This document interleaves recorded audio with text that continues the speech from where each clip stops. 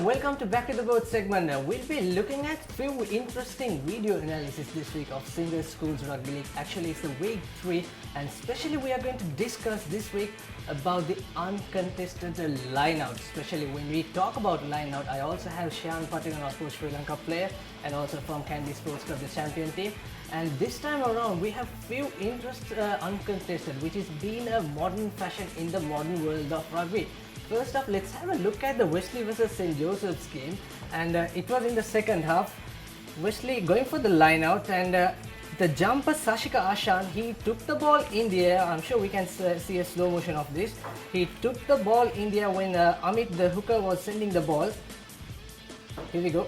And once he gets the ball here in this occasion, he is not holding the ball and moving forward. Instead, he is sending the ball inside to the channel inside the wedge.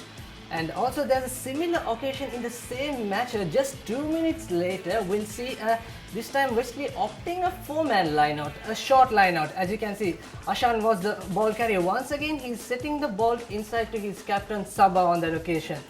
Lema, what would you do on this occasion, because no defenders here?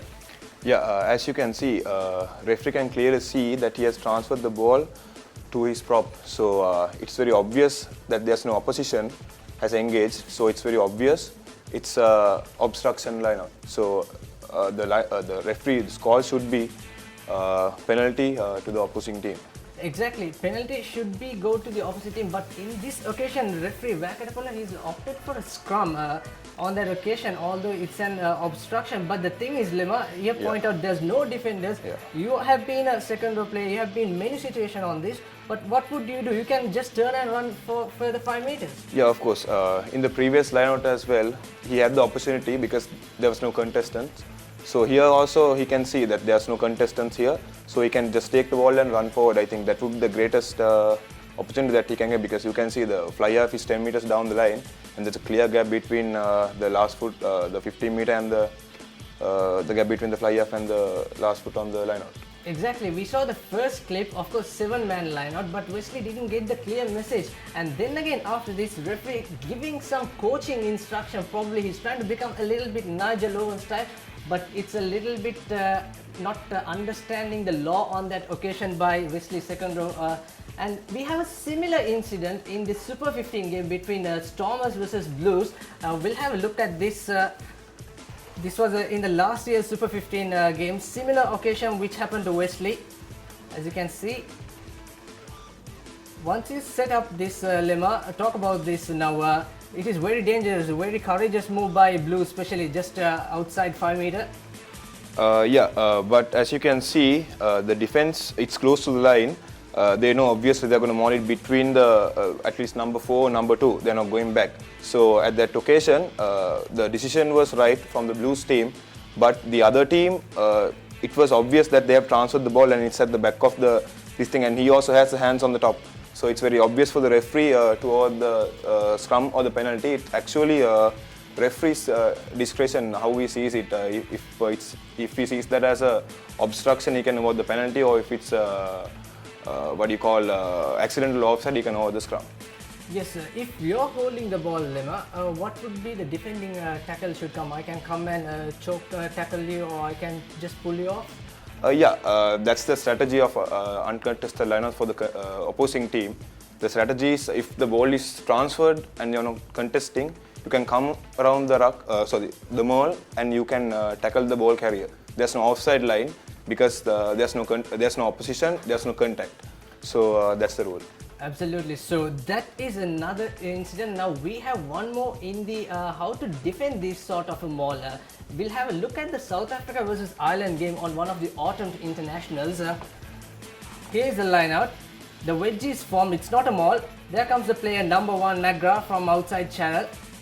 Yeah, that's I was talking about. So if there's no if the maul is not formed and the opposition have not engaged, it's not a maul. So you can come at the back of the line out and you can tackle the ball there. How many times have you done during the club season? Actually, during the club season, we don't get much of this, because if we get the ball, opposition obviously engage and they try to stop the maul, because rules are complicating and different referees have different calls. So Well, the most we do is, even for us, even if the 5 meter line for us, we would go and contest and engage. It's really interesting.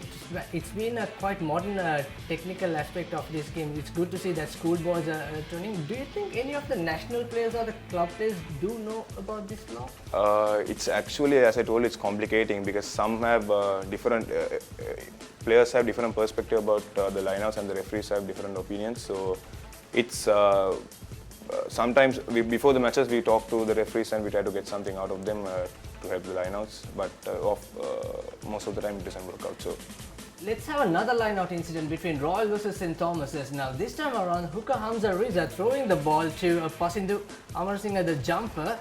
He collects it nicely. St. Thomas clearly not engaging in this line-out. And let's have a look, Lema. This is the first incident. Now it looks like he delivers the ball to his support player. Yeah, the problem here is the guy who's coming to secure the ball, he's laying hands on the ball. So it's clear to the referee that he is going to transfer the ball and the securer is going to get the ball. What the securer should have done is he could have got a good bound on this player or on the jumper. Then it's not obstruction because the line-out jumper is carrying the ball and they're just moving forward. That will give a clear advantage to Royal and it will not be a penalty.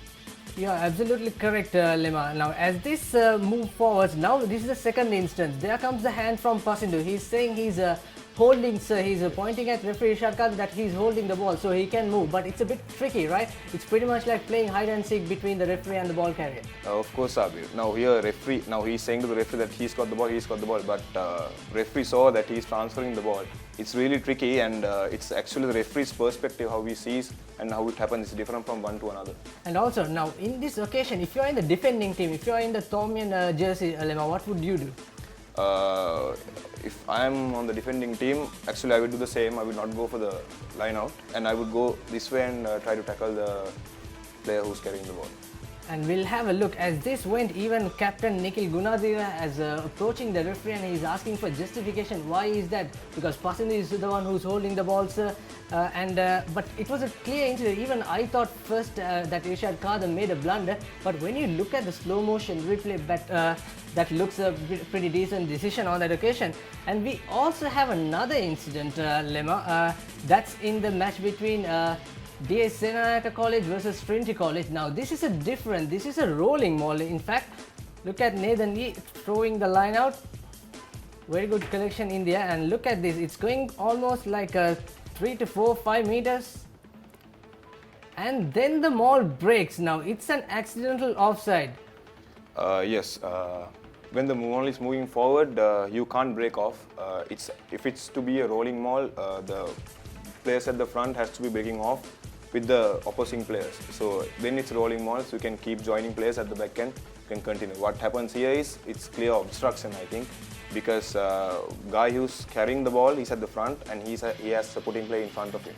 So it's obstruction, but referee also it's a referee's call. It can be obstruction or it can be accidental offside. Exactly, it's even complicated. Even the laws are not clear. Even I spoke to a few referees because it's not sure whether it's a penalty offense or it's an offside offense. It's an accidental offside. As a result, it's going to be a scrum.